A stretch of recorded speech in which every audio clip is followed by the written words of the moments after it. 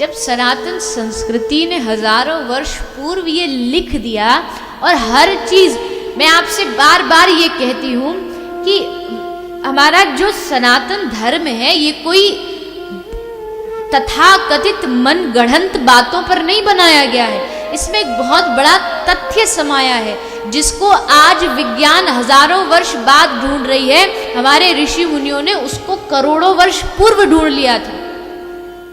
आज तुम एक हवाई जहाज बनाते हो और ये कहते हो देखो इंसान कितना विकसित हो गया, एयरप्लेन बना दिया, हम उड़ रहे हैं हवा में। लेकिन पहले के समय तो ऐसे विमान होते थे, पेट्रोल डीजल की जरूरत नहीं थी।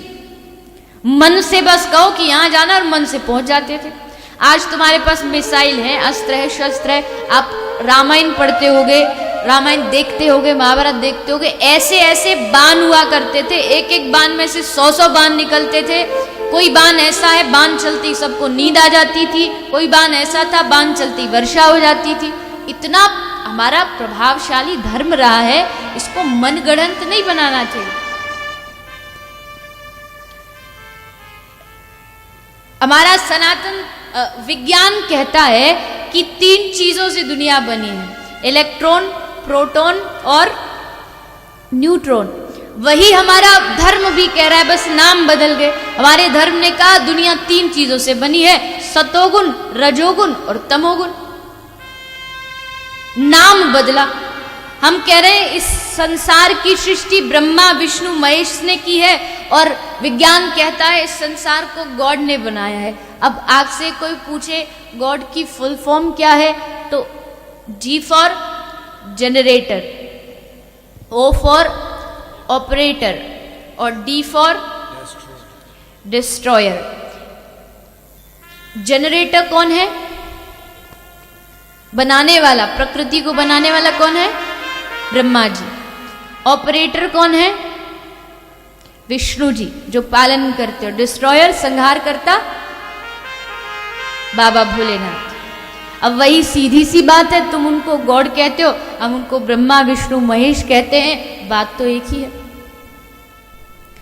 यानी जिस दिन ये विज्ञान सबसे ऊंची शिखर पर पहुंचेगा ना, उस दिन वो देखेगा कि हमारा सनातन धर्म वहां पहले से बैठा है। इसलिए अपने धर्म को कभी कम मत आंकना। हम ये भारतवर्ष की गर्व की बात है कि हमको हिंदू धर्म में सनातन परंपरा में जन्म लेने का अवसर मिला, हमको भारतवर्ष में जन्म लेने का अवसर मिला।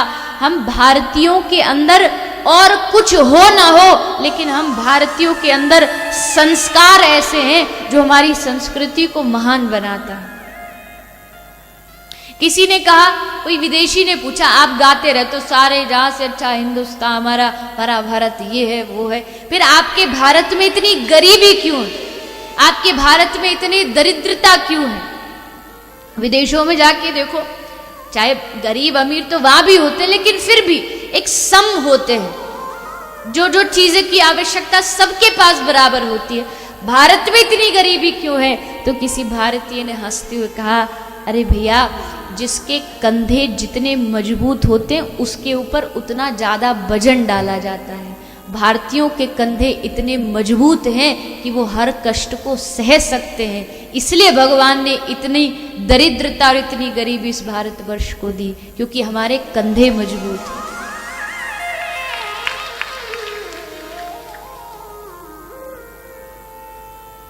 आज भी आप देखो, किसी भी कार्य में भारतीय सबसे आगे प्रकृति में है। सब प्रगति कर रहे हैं, चाहे वो चंद्रमा पे जाना हो, चाहे मंगल पे जाना हो, भारतीय कहीं भी किसी से कम नहीं है। और दुनिया की तो बात छोड़ो, भारतीयों के सामने आज तक कोई टिक नहीं पाए, क्योंकि भारतीयों का दिमाग बड़ा खुरापाती दिमाग होता है।